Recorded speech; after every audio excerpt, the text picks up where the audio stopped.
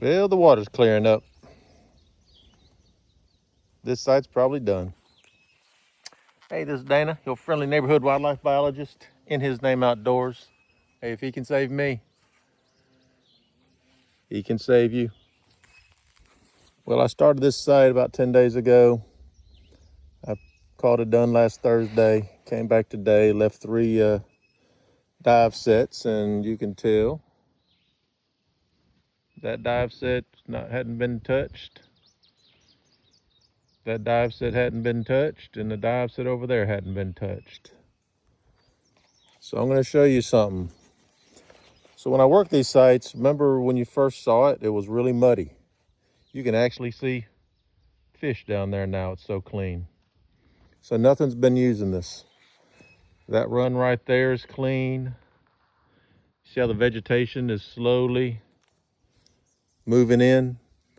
That run over there next to the beehive tree is getting vegetation all in it. There's no beavers in here. This is done. But I'm going to show you something and try not to drop my phone in the water. So there's a run and there's a run. You can see it.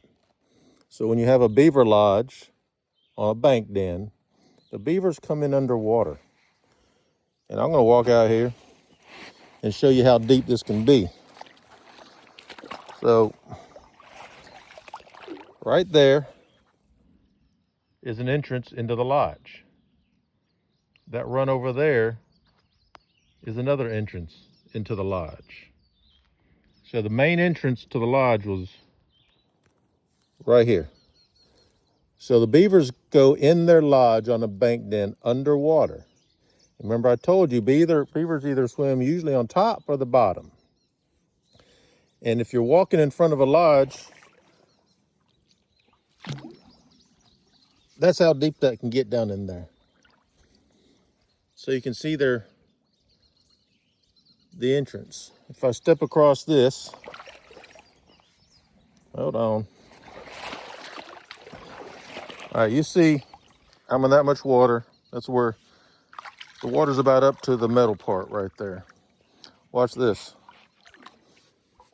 That's how deep it is going into that lodge. So then there's another entrance over there. So what beavers do, they'll have entrances. That's the main entrance. There's an entrance over there, entrance or exit. And then they go underwater and then they come up. So when I start tearing this lodge apart, and I'll do a video on it, they'll have little dens in there, little holes. Now, it'll take me a little while. So why do I want to tear the lodge out now that I'm done?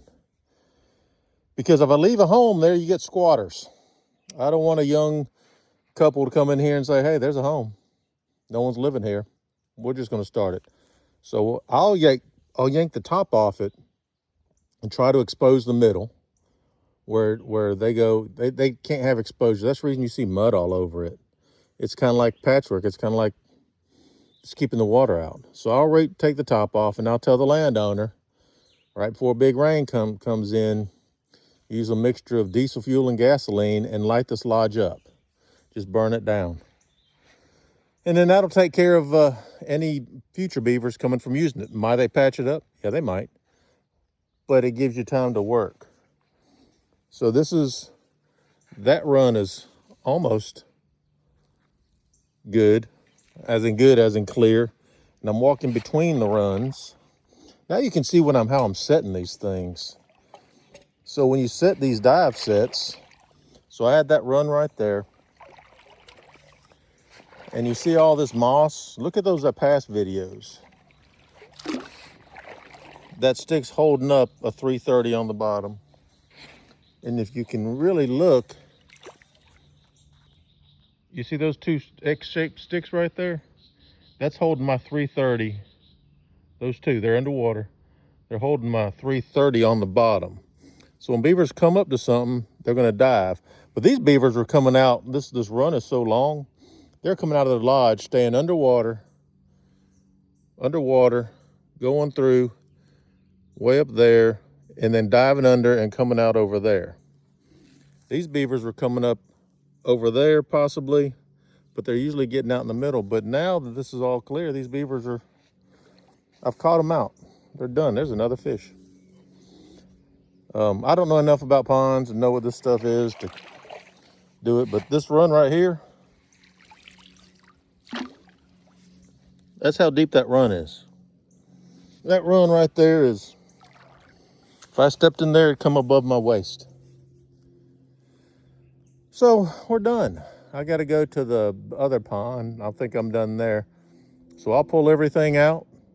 I can't rake the landowner's dams because I need water flowing. And it's clear over there. All the areas where the beaver, there's no wetness on the mud, so they're not going up. There's silt everywhere. In this pond, I caught one big male, one big female, and two subadults. I think one was a male and one was a female subadult. So we're done here. It's finished. I hope you learned a little bit. Hope you learned a little bit about that lodge. When I yank that lodge apart, I'll kind of show you the inside. So it's taken me 10 days. Well, not 10 days. I had them all trapped out in about 6 or 7. In the wintertime, I could have had it done in about 3 days or less. So, and one last look at my little hunt. It's your last video of the honeybee colony. See if I can zoom in on them. There we go. There's the honeybee colony. Pretty cool, pretty cool. All right, ladies and gents, hope you learned something on this site. Try to, if you're new to following me or whatever, just look up Two Pond site from the beginning to the end. That's what I do. I'd like for y'all to follow me on my journeys, if you like to follow me on my journeys. On my journeys as a wildlife biologist, helping folks out. In His name outdoors, subscribe and follow. Make a wonderful day. Please do. Make a wonderful day. I am. In His name outdoors. Thanks. Bye. Job completed.